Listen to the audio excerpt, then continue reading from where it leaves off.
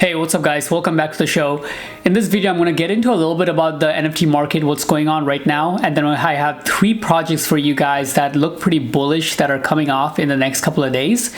So if you like these kind of videos, please go down below, like, subscribe, and with that out of the way, let's get into it. First of all, about the market, you can see that we are now entering a bullish phase, right? Especially with things like Mutant Ape Yacht Clubs is just like really solidifying their stage in the whole NFT market, and kind of sneaked up in all of us in a way, you could say, like in the sense that, you know, Bored Ape Yacht Club crushed in 2021, and now out of nowhere, Mutant Ape Yacht Club is already past 10 ETH, and they're going to be on their way to have a pretty good floor, I think, within 6 months from now. I would say about 20 to 30 ETH for these guys right here. Now, one thing I realized, whenever apes take off, especially mutant apes, all other ape derivatives take off at the same time. So our first project is really about that.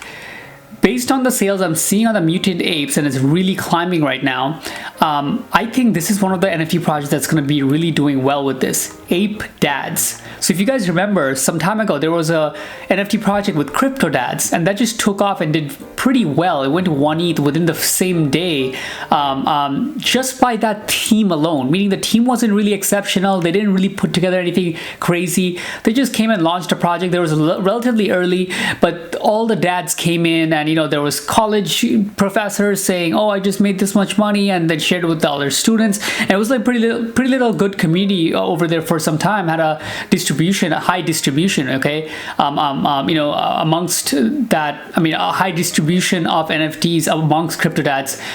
And I see that same kind of resemblance somewhat. I mean, it's hard to say exact resemblance because right now the market is a lot more mature. There's so much more projects and stuff.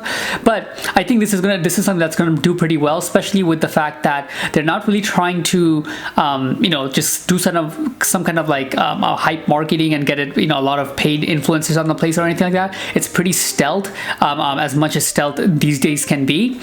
And yeah, so that's one that I wanted to put on your radar.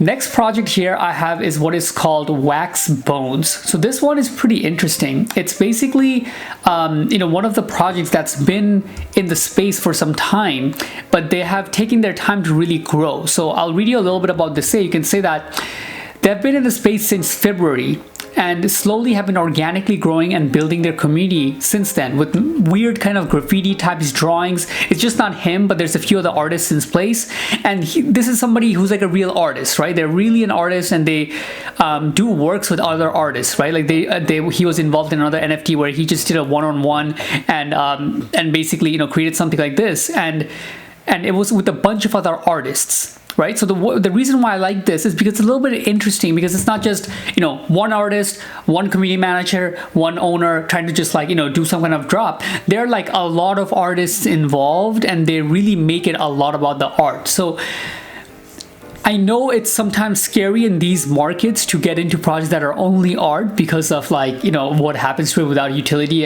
They kind of struggle right now, things that are only art. But if you're looking for something that's pretty dope looking, in the artistic side in of itself, this is one that I wanted to put in your radar and check it out.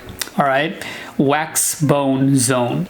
And last thing about Wax is actually one thing I told you guys during you know, picking projects is when it's just about art, you definitely want to check out like previous work they have done as an artist.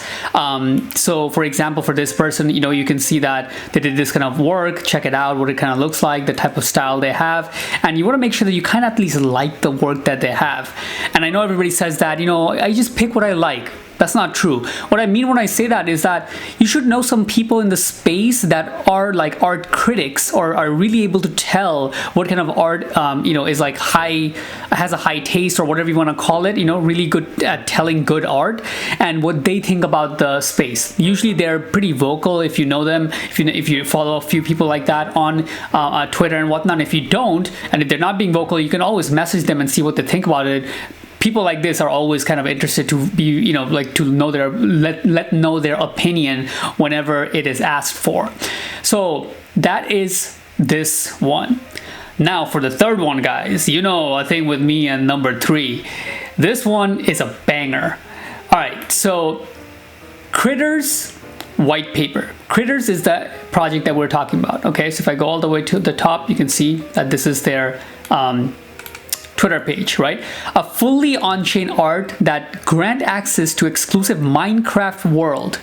Stake Critterz and earn block to acquire more land.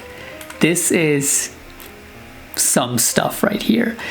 It is by one of the people that was at Y Combinator. So if you don't know, that is like a hub of entrepreneurs, like high-level entrepreneurs from like Silicon Valley and stuff like that, that get together and talk about strategies on scaling their business and stuff like that. So usually there's a lot of people that are like absolute killers in that space. Y Combinator I'm talking about. They're some of the best investors in the world came from that place. Some of the best entrepreneurs in the world are from that were involved in that group in their earlier on in their career, etc., etc. And even this guy right here, you can see if you go to his LinkedIn, he was already a co-founder of this company called Palifer. And then if you look at his previous experience, he was a software developer, technical operations officer. This guy, he's a technical guy, right? This is not going to be a hard thing for him to figure out pretty much how this entire world works and absolutely crush it. And the fact that they're giving a free mint, it shows the confidence they have in their project. They could have easily charged something for this, but they know that they're about to build something big here. So this kind of checks all the boxes, guys. All right. So that's just, 10 out of 10 from my side on terms of who is behind it. But the concept itself is also crazy. The Critterz NFT project is the first fully on-chain NFT on the Ethereum blockchain that enable play to earn on Minecraft. Directly on Minecraft. This is not just like Minecraft, it is directly with Minecraft. You can stake your Critterz to generate blocks in-game and use blocks to purchase plots in Minecraft. Features of ownership include fully on-chain NFTs that live on the stake to access, generate block tokens, use blocks to claim plots of land in Minecraft as ERC 721 NFTs. This is going to be huge. This is dunzo. This is dunzo, guys. So make sure, I hope you have notifications turned on for this video, because their mint is going on pretty much soon, and it is free. Just go in their Discord, get yourself a whitelist, and I can promise you won't regret this, right? I know it's nothing's financial advice, but this one, you want to be a part of this thing, okay?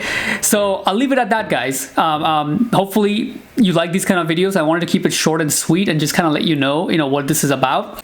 Guys, go down below, press the like button, turn on your notifications.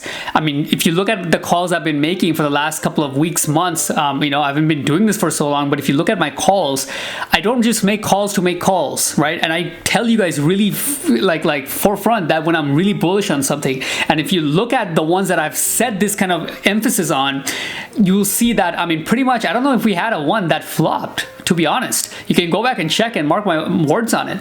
That being said, go down below, like the video, subscribe. It really helps me and makes me want to keep going. Otherwise, to be honest, I don't have much reason to just make videos.